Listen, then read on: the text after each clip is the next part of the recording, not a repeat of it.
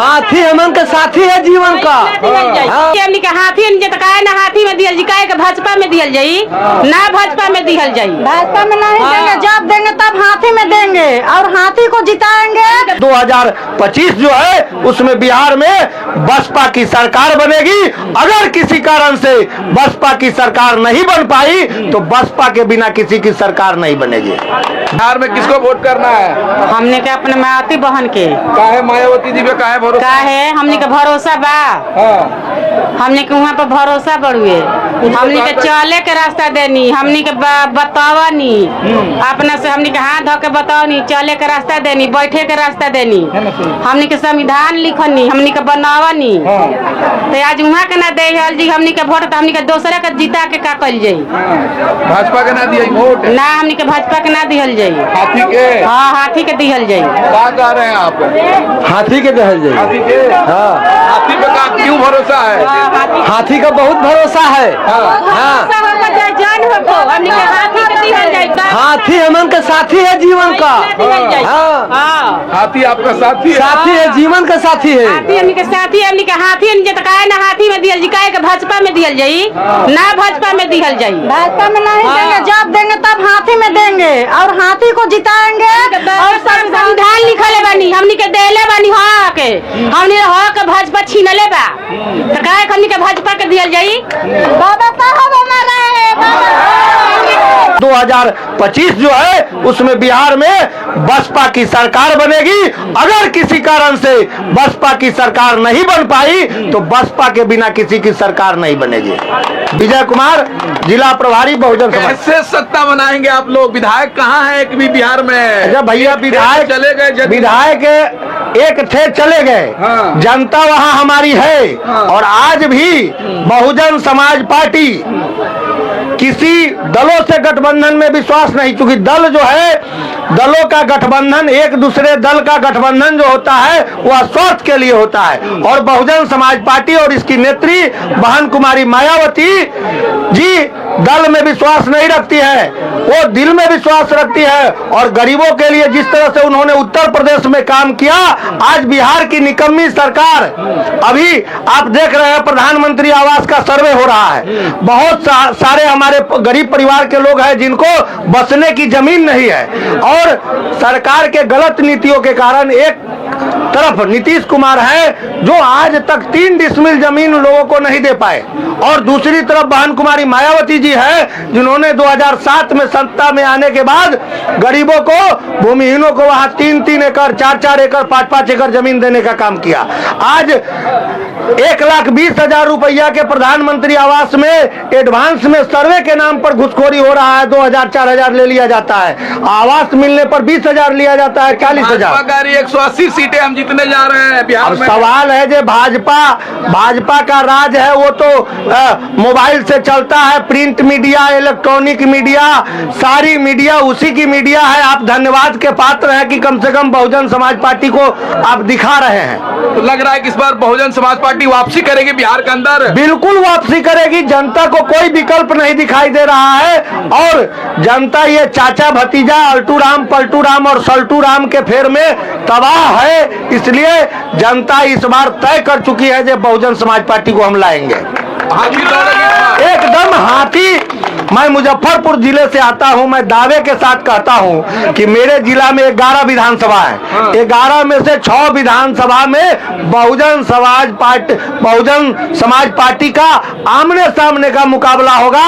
और बहन जी का आशीर्वाद रहा, हम एक आग्रह करेंगे आपके चैनल के माध्यम से कि बहन जी आप चुनाव से पहले एक गांधी मैदान में बहुत बड़ी सभा करिए। लोग, जनता आपका इंतजार कर रहा है, इस बार परिवर्तन होना है, तो बदलाव होगा बिहार में। बिल्कुल बदलाव तय है। बिल्कुल इस बार जिस तरह से भारतीय जनता पार्टी और राष्ट्रीय जनता दल के द्वारा इस तरह से जो सरकार चलाई गई है, पता नहीं चलता है कौन सत्ता है और कौन विपक्ष है। और उल्टे देहाती एक कहावत है, एक नाक वाला था एक बिना नाक वाला था। तो बिना नाक वाला ने देखा कि नाक वाला आ रहा है दूस देगा, तो उल्टे जो है बहुजन समाज पार्टी को बी टीम कहती है, दोनों मिलकर के गठबंधन चलाती है। इसलिए जनता इनके सारे कारनामों को जान चुकी है। आने वाला मायावती जी को क्यों मायावती जी पे क्यों भरोसा है? वो हम लोग के मसीहा है, हम लोग का ख्याल रखती है और गरीब को मतलब शिक्षा देती है पढ़ाने लिखाने के लिए, और हर कुछ भी करती है। और जो बाबा भीम अम्बेडकर हैं तो हम लोग के संविधान भी आगे बढ़ाए हैं और पढ़ाने लिखाने के लिए अधिकार मतलब दिलाए हैं, और देश के लिए मतलब संविधान बढ़ाए हैं। और जितना मतलब गरीब लोग हैं सब गरीब लोग के लिए मतलब पढ़ने के लिए अधिकार दिलाए हैं बाबा साहब। लेडीज के लिए भी दिए हैं और जेंट्स के लिए भी दिए हैं, बच्चों के लिए भी दिए हैं। इस बार हाथी दौड़ेगी नहीं? दौड़ेगी। तो अन्य तमाम छोटी छोटी जातियों की पार्टी की कोई जरूरत इस देश में नहीं होती। लेकिन बात यही है कि फूट डालो और राज करो, फूट डालो राज करो की नीति पर आरएसएस और बीजेपी और कांग्रेस के लोगों ने इस देश के जातीय पार्टियों का निर्माण करवाया। कोई आज सहानी की पार्टी बनाए घूम रहा है, तो कोई राजभर की पार्टी बनाए घूम रहा है, कोई पासवान की पार्टी बनाए घूम रहा है, कोई मांझी की पार्टी बनाए घूम रहा है, कोई यादव की पार्टी बनाए घूम रहा है, कोई कुर्मी की पार्टी बनाए घूम रहा है। लेकिन सब मकसद क्या?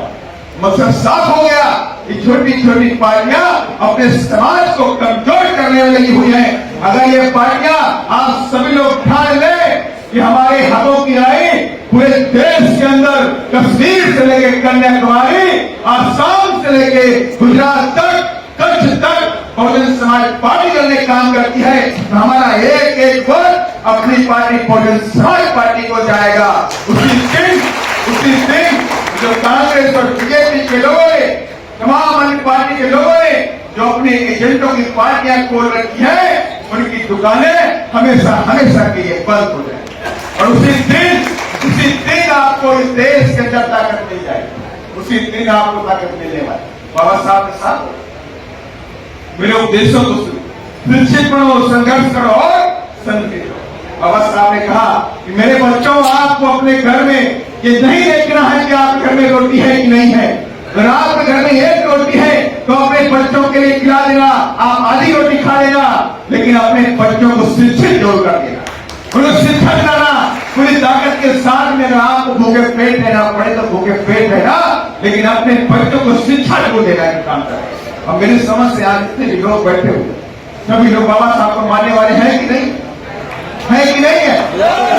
सब लोग बाबा साहब के मानने वाले लोग हैं, तो हमें बाबा साहब की बताए हुए रास्ते पे भी चलने की जरूरत है। बाबा साहब ने कह दिया शिक्षा हमारा द्वार है, शिक्षा से ही हमारा सब कुछ मिलने वाला है, तो हम अपने बच्चों को शिक्षित करें। और बाबा साहब ने कहा शिक्षा वो शेरनी का दूध है जो पिएगा वो दहाड़ेगा, जो पिएगा दहाड़ेगा। अगर आप शिक्षित नहीं है तो आप आगे नहीं बढ़ सकते, आप शिक्षित नहीं है तो आपका बच्चा अधिकारी नहीं बन सकता, आप शिक्षित नहीं है तो आपका बच्चा डॉक्टर और इंजीनियर नहीं बन सकता, आप शिक्षित नहीं है तो आपका बेटा अच्छा नेता भी नहीं बन सकता, वो नेता भी नहीं बन सकता।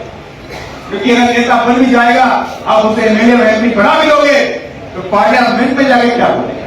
तुम्हारे बच्चों के साथ में यहाँ बलात्कार होता है, तुम्हारी बच्चियों के साथ बलात्कार होता है, गला घोट के हत्या कर दी जाती है,